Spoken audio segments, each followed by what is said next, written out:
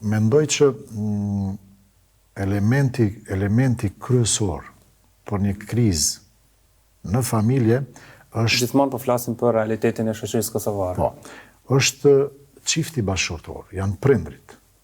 Është ajo maja e piramides dhe nga atje pastaj rrjedhin gjitha telashet poshtë, që i prekin edhe fëmijët, edhe vëllezërit, edhe motrat, edhe prindrit, vjerrit, apo nëse bashkëshortët nuk kanë arrit në një familje me kriju një ambient qetësie, një ambient të qetë, duke ushy me dashurin, me mirëkuptimin, me faljen, sepse jeta ne e dim që nuk është gjithmonë rrafsh. Ka gropa, ka sfida, jeta është me sfida.